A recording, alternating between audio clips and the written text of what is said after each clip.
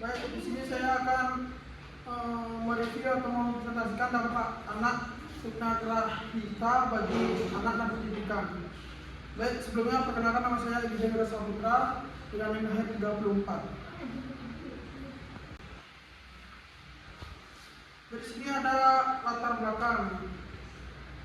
Latar belakang dari anak tunagrahita memiliki kecerdasan yang berada di bawah rata-rata. Mereka juga mengalami keterbelakangan dalam menyesuaikan diri dengan lingkungan, kesulitan dalam memahami hal-hal yang abstrak dan kompleks, perlu upaya peningkatan mutu, pendidikan dan pelayanan khusus agar anak tunagrahita dapat berkembang secara optimal.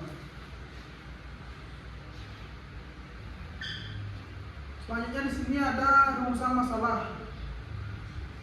Bagaimanakah cara pencegahan tunagrahita serta dampaknya? Setelah itu ada tujuan penelitian untuk mengetahui cara pencegahan tunagrahita serta dampaknya. Setelah itu ada manfaat penelitian secara teoritis. Yang pertama, menambah wawasan tentang anak tunagrahita ringan. Yang kedua, ada memberikan pengetahuan tentang cara pencegahan tunagrahita dan dampaknya. Yang selanjutnya ada secara praktis bagi guru sebagai panduan untuk meningkatkan pembelajaran yang sesuai bagi anak tunagrahita ringan. Bagi peneliti sebagai referensi untuk penelitian lanjutan mengenai anak tunagrahita. Bagi sekolah sebagai bahan pertimbangan dalam menyusun kebijakan kurikulum khusus untuk anak tunagrahita. Yang selanjutnya ada pengertian tunagrahita. Tunagrahita adalah istilah untuk anak dengan kemampuan intelektual di bawah rata-rata, ditandai dengan keterbatasan inteligensi dan ketidakcakapan dalam interaksi sosial.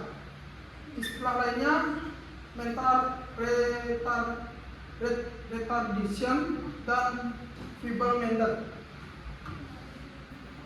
Selanjutnya di sini ada klasifikasi anak tunagrahita.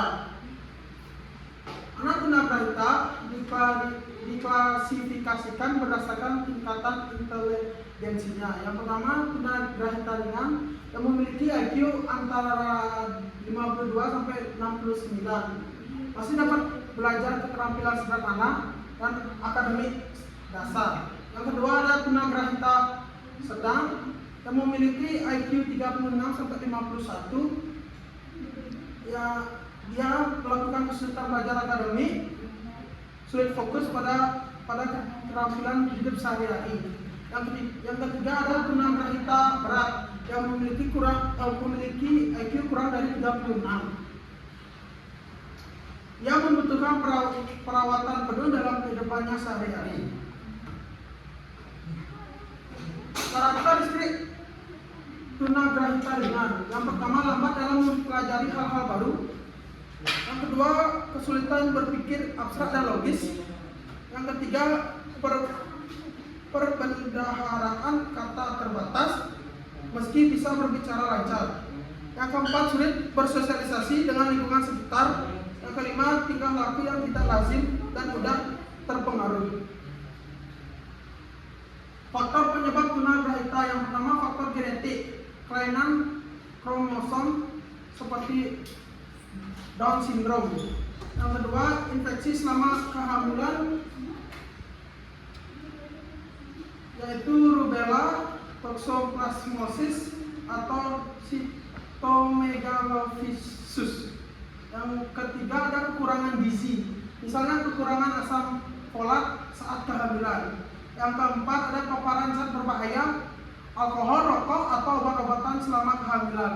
Yang kelima trauma atau cedera kepala. Dampak tunagrahita. Yang pertama, kesulitan belajar, sulit memahami konsep abstrak dan materi pelajaran. Yang kedua ada gangguan komunikasi, keterbatasan bahasa lisan dan interaksi sosial. Yang ketiga ada gangguan emosional, mudah frustasi, sulit mengelola emosi. Yang keempat ada ketergantungan, membutuhkan bantuan dalam aktivitas sehari-hari.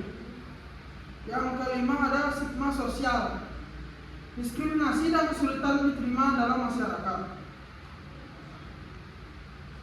Cara pencegahan tunagrahita.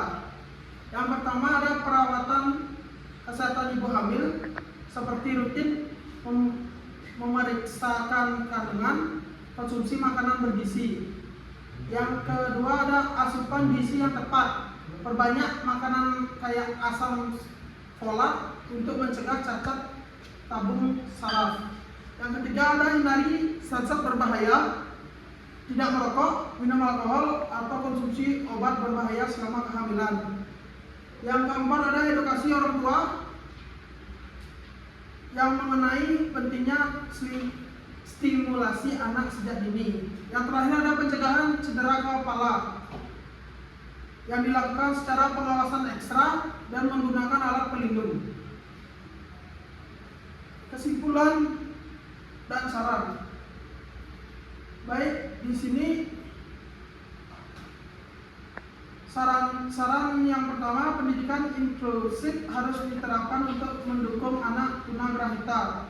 Saran yang kedua, peran aktif keluarga dan masyarakat sangat dibutuhkan untuk meningkatkan kualitas hidup mereka. Yang terakhir ada kesimpulan, anak tunagrahita memiliki tantangan dalam aspek intelektual dan sosial. Pencegahan sejak dini melalui perawatan kesehatan ibu dan edukasi yang sangat penting. Baik, sekian presentasi dari saya. Terima kasih.